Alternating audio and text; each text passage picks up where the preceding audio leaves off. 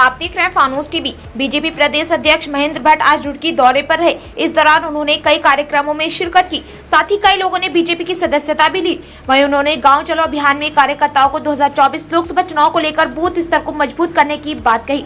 साथ ही गाँव में प्रवास में केंद्र और राज्य सरकार की योजना को जनता के समक्ष रखेंगे। साथ ही लोकसभा चुनाव को लेकर संकल्प पत्र बनाना, इसको लेकर भी सुझाव मांगे जाएंगे और गाँव के प्रत्येक व्यक्ति से जुड़ना भी हमारा लक्ष्य है। वहीं यूसीसी ड्राफ्ट प्रदेश में लागू होने जा रहा है, इसलिए सभी लोगों में उत्साह है। वहीं उत्तराखंड पहला राज्य बन जाएगा जो यूसीसी ड्राफ्ट लागू करेगा। वहीं जो लोग विरोध कर रहे हैं उनके पास कोई मुद्दा नहीं है, इसलिए वो विरोध कर रहे हैं, जिसका कोई औचित्य भी नहीं है।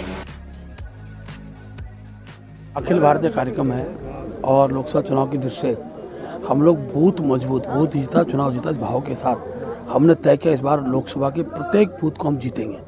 उस दृष्टि हमने अपने मुख्यमंत्री से लेकर सारे मंत्री, हमारे सारे सांसद, विधायक और उससे नीचे तक की हमारी टोली, प्रत्येक 11,000 से ऊपर हमारे पोलिंग बूथ हैं, 11,700 समथिंग पोलिंग बूथ हैं। हम प्रत्येक बूथ पर 24 घंटे के अंदर कार्यकर्ता भेजने वाले हैं। वो कार्यकर्ता जहाँ केंद्र और राज्य सरकार उपलब्धियों को जनता के सम्मुख रखेंगे, लाभार्थी हमारा संपर्क होगा, क्षेत्र की और भी समस्याओं की सत्ता में, केंद्र में, राज्य में उन समस्याओं के समाधान के लिए त्वरित क्या हम कर सकते हैं उसका चर्चा होगी। आगामी दिनों में लोकसभा चुनाव है, उसका हमारा संकल्प पत्र बनना है। संकल्प पत्र के लिए क्या सुझाव नीचे से बूथ स्तर से गांव से आ रहे हैं उसको हम तय करने वाले हैं। और गांव के एक एक व्यक्ति से जुड़ना, ये ग्राम संपर्क अभियान का उद्देश्य है। इस भाव के साथ हम बढ़ रहे हैं और 80% मतदान टोटल पोलिंग का भाजपा पक्ष में हो, इस लक्ष्य के साथ 24 घंटे का प्रवास रहेगा। यूसीसी ड्राफ्ट भी आने वाला है, उसमें उसको लेकर के ये बिल्कुल, और माननीय मुख्यमंत्री जी ने आज भी तो घोषणा भी कर दी है कि वो सौभाग्यशाली दिन 6 तारीख को विधानमंडल के अंदर वो प्रस्तुत होगा।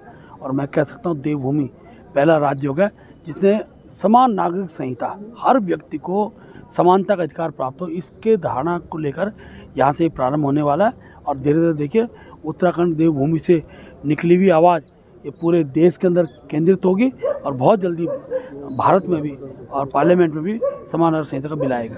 कई लोग इसका विरोध, देखिए विरोधियों के पास इशू है नहीं, जब मुद्दे नहीं होते हैं तो विरोध का आधार शून्य हो जाता है। आखिरकार सबको समान नागरिकता मिले, समान अधिकार मिले, इसका विरोध करने का तत्व क्या बनता है? और जनता इसका घोर विरोध करेगी। और जिन लोग जो इस प्रकार का विरोध करेंगे, जैसे राम जन्मभूमि की स्थिति बनी है कि उसके विरोध के बाद क्या स्थिति उनकी हुई है, अभी अकल हो तो शांत रहें और समान नागरिकता का सब लोग समर्थन करें। इसका असर 2024 के लोकसभा चुनाव में पड़ेगा। देखिए हम चुनाव की दृष्टि से नहीं, हमने तो अपनी जितनी घोषणाएं जो हमने पब्लिक में कहा है हमने उसको पूरा किया है। समान नागरिक संहिता का हमारा संकल्प का विषय था।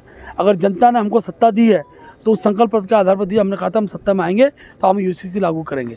आज उसको पूरा कर रहे हैं। हमने कहा सत्ता में आएंगे, भगवान राम का भव्य मंदिर बनाने में जो अड़चनें दूर करेंगे, एकदम सत्ता में। हम सत्ता में आए, 370 हटाएंगे, हम सत्ता में। तो जनता ने जिन मुद्दों को लेकर मुझे सत्ता दी है वो मुद्दे देहात बताना हमारा काम है। वो पहले विरोध करते थे, आगे विरोध करेंगे, हम जानते हैं।